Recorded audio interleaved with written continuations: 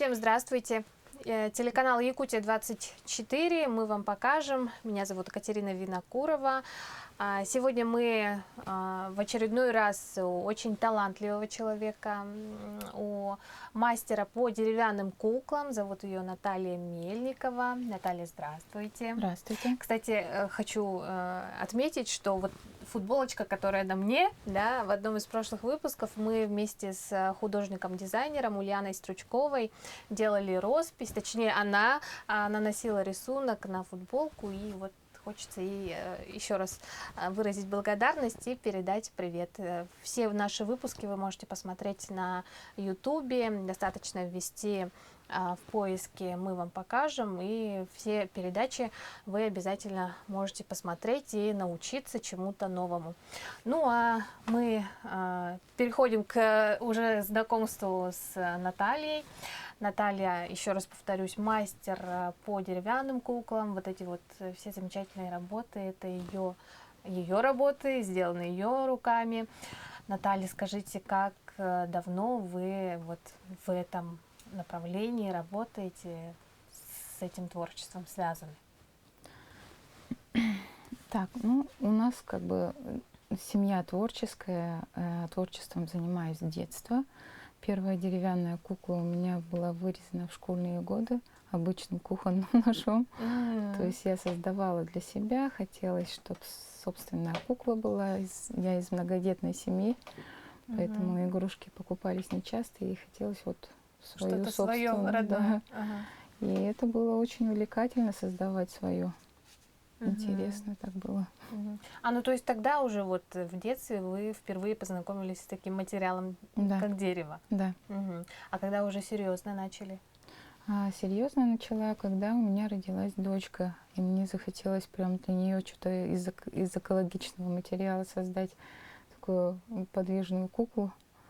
И я выбрала дерево тогда. Этому нужно учиться где-то, смотреть, возможно, покупать какие-то уроки, или можно научиться самостоятельно? Самостоятельно можно научиться. Так Тут вот. нужно только очень большое желание создавать. И вы все вот нигде никаких уроков не брали, все сами? Нет, все сама. То есть где-то что-то подсматривала, конечно, на Ютубе, там, как резчики, как инструменты держат, как что, какие инструменты используют. И началось вот это вот постепенно. Ну и, соответственно, материал дерева. Где вы берете это дерево?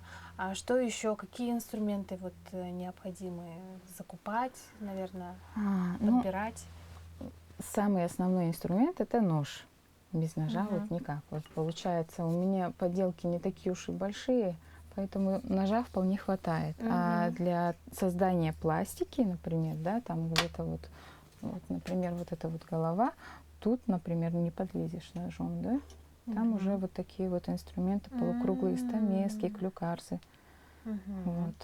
То есть это специальные инструменты, да? Это уже, да, специальные инструменты для резчиков. Так, а дерево? А древесину я закупаю либо у заготовщиков древесины, либо дерево, оно как бы достается, как будто оно само по себе приходит. Вот такое ощущение бывает, что вот, например, там знакомые, вот у нас на даче там березка растет, тебе надо. Мы ее решили вырубить, то, что вот она уже старенькая у нас. И вот так вот, и где-то знакомые что-то дают. Вот самостоятельно так вот, да. Деревьев вы не срубаете. Да. Но вот эти вот все куклы, которые мы видим, да, они по каким-то одинаковым техникам или вот все разные? Все равно вот они отличаются между собой, я вижу. Да, они разные. Вот, например, вот эта вот, она полностью шарнирная, она подвижна во всех суставах. Вот, например, кисть у нее двигается, локтевой сустав, плечевой. И еще у нее подвижная коса. Ой, она тоже полностью из дерева. Да. Вот. И как бусинки она собрана, да? Да. Видимо. Надо же. Так, есть вот такие вот игровые куклы. То есть она уже подвижна только в плечевых и тазобедренных суставах. Вот получается. локтевые и коленные суставы уже неподвижны. То есть она, получается, полностью игровая. Это кукла вашей дочери, вы сказали? Да, это кукла моей дочери. Я ее создавала так, она сказала, вот она, мама, на меня похожа, отдай мне ее. Все, выпросила у меня. Теперь это ее именная кукла. Так, есть вот такие вот поделки я делаю тоже. Это как сувенир, она портретная кукла. Она на тоже. вас похожа очень. Она портретная, она сделана не с меня, это точно. Вот мне уже много кто говорит, что она на меня похожа, но это не я. Это не я. Вот. Персонаж Персонаж из известный. Я не помню, честно. Стражи Галактики. У меня дети постоянно смотрели вот этот фильм, уже все части пересмотрели, по-моему, и одну часть. Один из сыновей сказал мне, вот, мама, смотри, деревянный человечек танцует. Хочешь посмотреть? Он такой интересный. Классный. Я подумала, вот же мой Буратино. А глаза из чего сделаны? Это, как она, эпоксидная смола? Смола. Да, вот. Обычно ювелиры используют ее, я использую ее для заливки глаз. Я часто спрашиваю у художников, у мастеров, есть такое, что в их работах видны вот черты лица самого себя. Как вы к этому относитесь? Да, как есть считаете? такое. Это же получается... Вы похожи на себя? На вас? Да, есть. Даже если я вот создаю вообще азиатов, все равно какие-то черты на меня похожи, потому что это моими руками создано, и все равно любой художник, пусть то картины пишет или что-то лепит, все равно какие-то черты свои вкладывает туда. Ну вот наша программа уникальна тем, что мы можем как бы в свободном доступе бесплатно показать, продемонстрировать какой-то мастер-класс. Вот обычно вы, когда даете мастер-классы, и даете ли вы их вообще, вот, в каком направлении, что конкретно? Да, вот мастер-классы я даю, и живые, и онлайн мастер-классы. И я советую начинать создавать вот какие-то простые вещи. Вот, например, вот такие поделки. Это якутский хамыях. Можно создавать вот такие вот маленькие чараны, катыя. Какие-то маленькие, небольшие детали, да? Их можно преподносить как подарки потом, созданные своими руками. Красиво. Вот, и как бы оно позволяет познакомиться с самим материалом и опробовать инструмент сам. То есть, как бы попробовать. Ну и понять, да? И понять, что, как делается. Надо или не надо мне это, да? Да. Ну и я предлагаю вот начать нам, да, вы покажете, я, может, что-то попробую и пойму в конце для себя сама. Может быть, вообще профессию поменяю. Так, нам вот нужны такие. Так, нам нужны вот такие заготовочки. Это вот, например, вот такие. Напоминают, кстати, детские игрушки. Да. Вот такие я даю, чтобы создавать маленькие чараны. А вот такие вот заготовочки для вот такой ложечки хамыях. Вот. И с чего мы начинаем? Самый основной инструмент у нас это нож. Надо научиться держать сам материал. Так, мне вот это, да? Давайте. С чего мы начинаем, да? Итак, тут уже надо знать технику безопасности. Это все-таки острый инструмент. То есть желательно держать острие от себя. Вверх. И работать вот этим пальцем. Вот. То есть надо сначала попробовать. Вот. Вот эта рука, она держащая, а этот палец уже работающий получается. Вот направляющий так. такой, да? Да, бирюза, она твердая. Сколько надо там убрать? Надо сначала закруглить. Есть еще вот такой вариант. То есть если держите на себя инструмент, да, острием на себя, то уже вот этот палец, он идет как фиксатор. Вот. Да. Ну, это как картошку чистить, например, да? Да. То есть тут надо уже беречь свои ручки и смотреть, как мастер использует инструмент. Есть еще такое понятие направление древесины. То есть с какой-то стороны, даже если инструмент очень острый, то может пойти скол. То есть там надо направление обязательно научиться чувствовать, в какую сторону. Направление дерева, да? Да. В какую сторону срезать. Вот.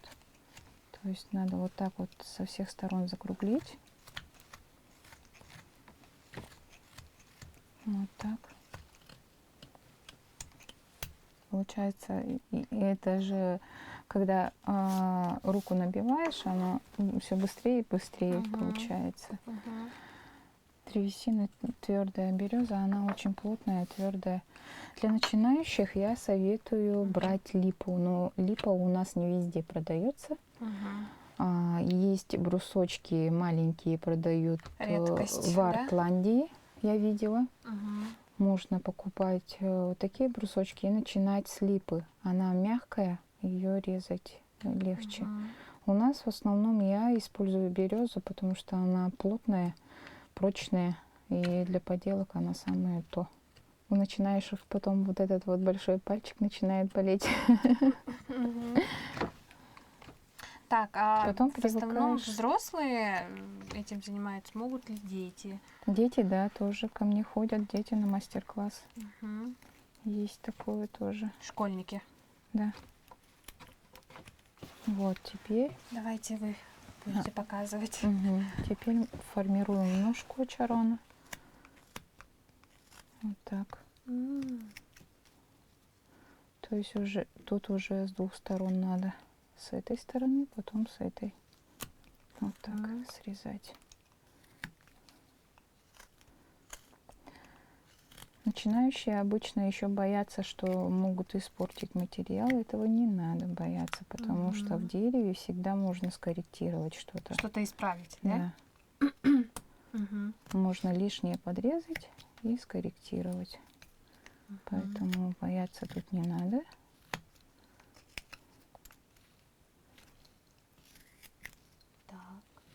А самая вот сложная, возможно, работа, которая вам далась, есть такая? Самая сложная? Ответственная, может быть.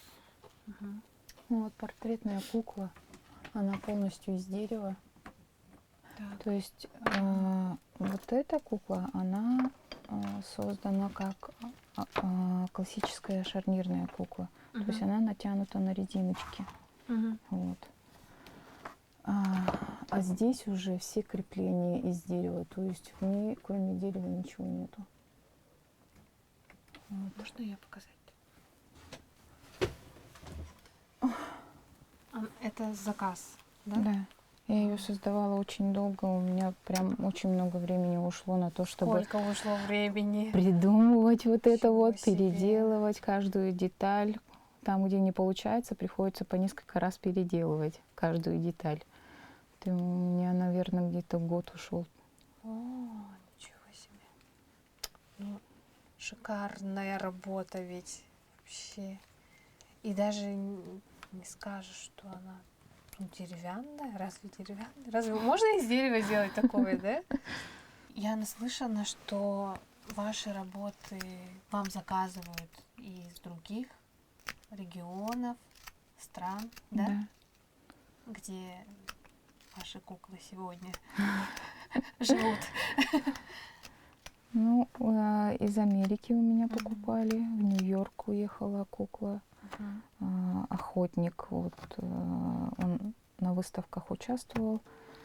Конечно, там аксессуары недоделанные, но меня выпросили прям.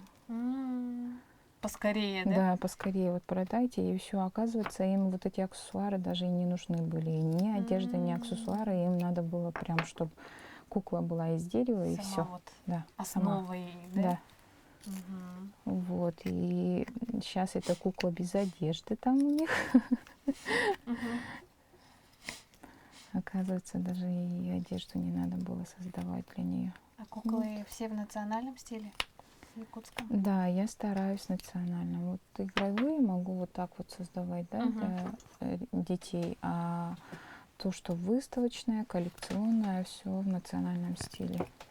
У меня все работы, наверное, близки к сердцу, потому что я создаю как бы для себя. То есть я же не так создаю, чтобы продать, да? Прямо от Мгм. души хочется создать что-то вот, чтобы порадовать кого-то, чтобы Мгм. вот. И каждая работа для меня близка к сердцу.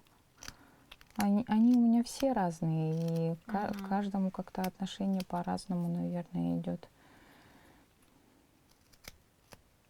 И все создается с теплом, как-то с радостью. Ну, Мгм. приятно же создавать своими руками. Но это вот ваш как-то основной вид деятельности, все ваше время свободное или только как хобби? Сейчас уже как основное идет. Мгм. То есть вы можете целыми днями сидеть, что-то мастерить. Ну, целыми днями все равно не получится, потому что Потому у что меня у вас дети. детей Но много. если бы не дети, Если бы не дети, я бы сидела, наверное, сутками. а кем вдохновляетесь? Детьми. Детьми. Да, вот они мне всякие идеи закидывают. Вот, мама, давай такое сделаем. И Мгм. все, и пошло, поехало. Разные идеи подкидывают мне постоянно. Смотрите, вот так, когда корректируем, надо постоянно смотреть, где что еще надо убрать.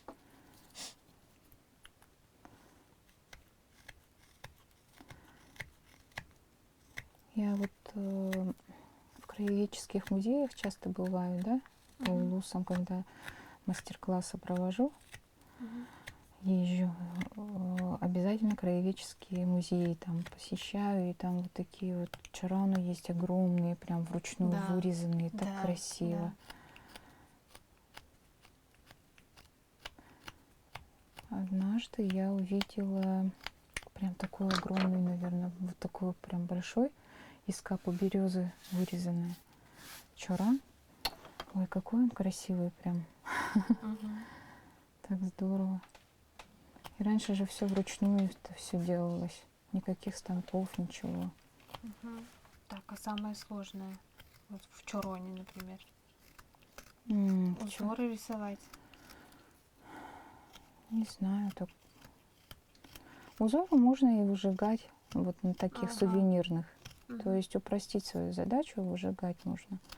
Самое главное это ощутить вот это вот само, как оно подходит вам, резьба или нет. Ощутить сам материал, И сидит подержать, Катя. подержать в руках инструмент вот этот острый. Мгм. Многие же боятся острых инструментов, Мгм. вот. И А насколько вот затратно это занятие? Ну, помимо вот самого дерева, основного материала. ой, конечно, затратно. Мгм. Вот, ткани, например, да, дорогие, какие-то аксессуары там мелкие тоже закупать. И есть вообще куклы, которые создаются с серебром, золотом, вот такие куклы есть. На бисер там уходит.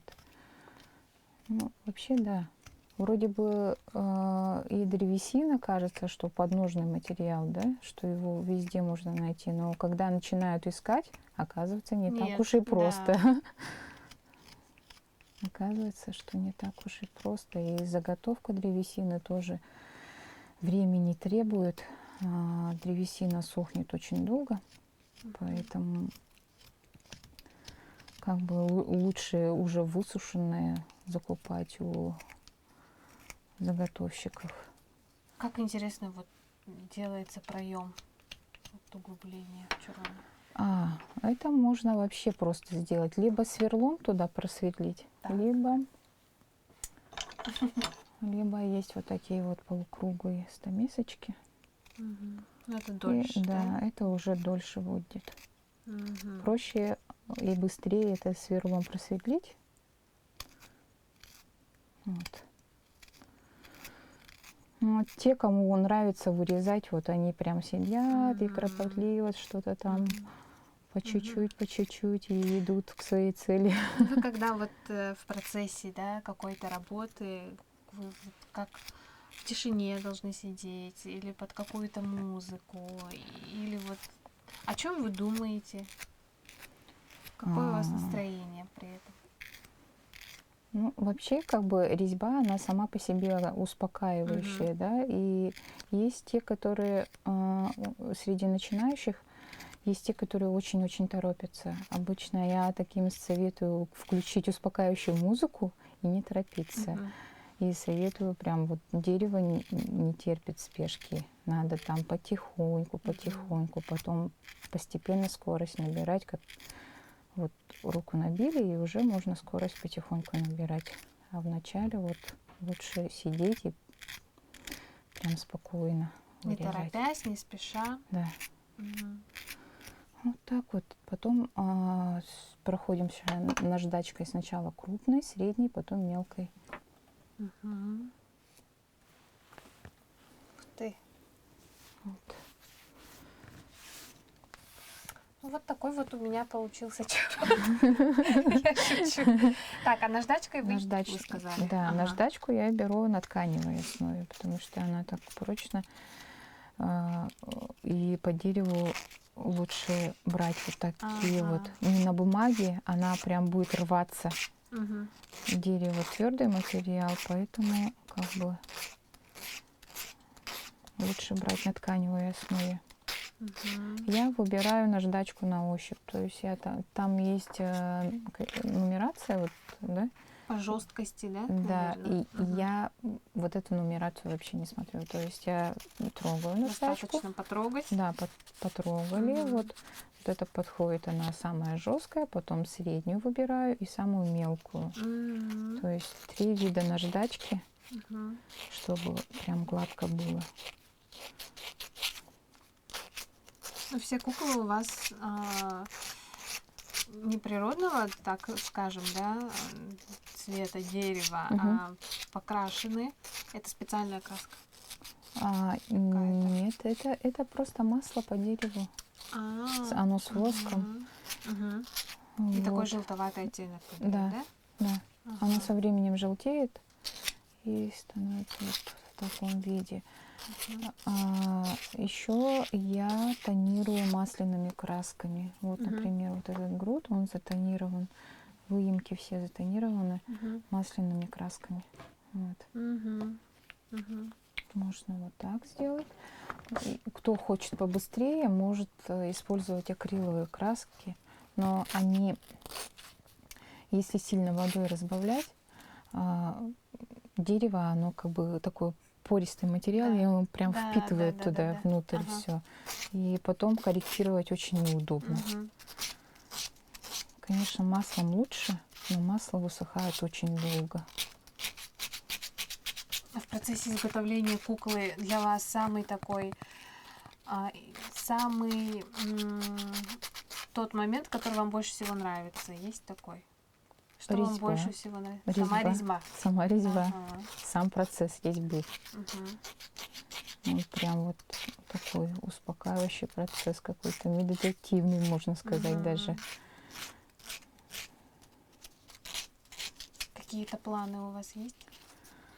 Что хотите? Что хочу? Много чего хочу. Ну, идей очень много. Да, идей очень много. Но обычно, когда говоришь о них, такое ощущение, как будто уже сделала, а ладно, все, и отложил. ими делается уже. Лучше вот так вот промолчать, делать, потом показывать. А сейчас вы в процессе какой работы, может быть? Сейчас у меня заказы по маленьким куколкам, вот, вот такого размера. Только они не шарнирные, а такие простенькие. Кстати, у меня тут есть заготовочка. Да? Это девочка альбинос. Вот, Да. вот такие вот куколки. Ой, это не ее. Вот. Вот. Пупсики маленькие, вот такие вот.